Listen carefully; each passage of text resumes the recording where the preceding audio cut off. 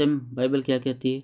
परंतु जब तू प्रार्थना करे तो कपटियों के समान न हो, क्योंकि लोगों को दिखाने के लिए आराधनालयों में और सड़कों के मोड़ों पर खड़े होकर प्रार्थना करना उनको अच्छा लगता है। मैं तुमसे सच कहता हूँ कि अपना प्रतिफल पा चुके। परंतु जब तू प्रार्थना करे, यानी जब मसीही लोग प्रार्थना करे, तो अपनी कोठरी में जा और द्वार बंद करके अपने पिता से जो गुप्त में है प्रार्थना कर, तब तेरा पिता जो गुप्त में देखता है तुझे प्रतिफल देगा।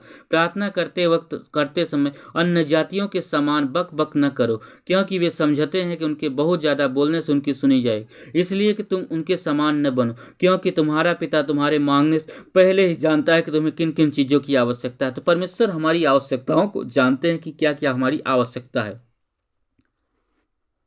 हमें प्रार्थना करने के लिए अपने कोठरी में जाना है, अपने कोठरी को बंद कर लेना है, दरवाजा को। उसके बाद प्रार्थना करना है, गुप्त तरीके से प्रार्थना करना है। अगर हम बक बक बक बक वही बात, जैसे कि अन्य जाति के लोग एक ही कुछ है आरती याद के लिए वही जपते रहते हैं, ऐसा नहीं। हमें अन्य जातियों के समान नहीं करना है, बल्कि हमारा पिता वचन कह रहा है कि तुम्हारा पिता तुम्हारे मांगने से पहले ही जानता है कि तुम्हें किन किन चीज़ों की आवश्यकता है।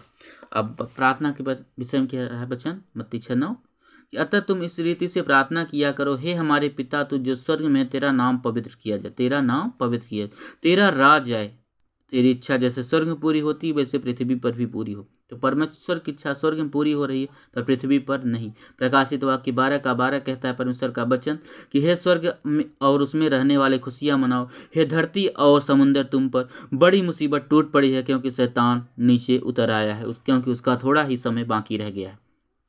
तो परमेश्वर की इच्छा स्वर्ग में पूरी हो रही, क्योंकि स्वर्ग में रहने वाला हर एक स्वर्गदूत परमेश्वर की इच्छा के मुताबिक जीवन जीता है, पर धरती पर रहने वाला हर एक मनुष्य परमेश्वर की इच्छा के विरुद्ध जीवन जीता है। तो परमेश्वर का राज में हर तरफ शांति होगी और परमेश्वर का राज पृथ्वी पर आएगा। हमारे दिन भर की हमारे दिन भर की रोटी आज हमें दे। देखो, एक जीवन की रोटी, एक पेट की रोटी। ये है जीवन की रोटी की बात हो रही है। जीवन की रोटी कौन है? परमेश्वर का वचन है। हमारी दिन भर की रोटी आज हमें दे। और जिस प्रकार हमने अपने अपराधियों को क्षमा किया, ये पॉइंट है, जिस तरह हम अपने अपराधियों को क्षमा करेंगे वैसे हमारा परमेश्वर भी हमें क्षमा करेगा।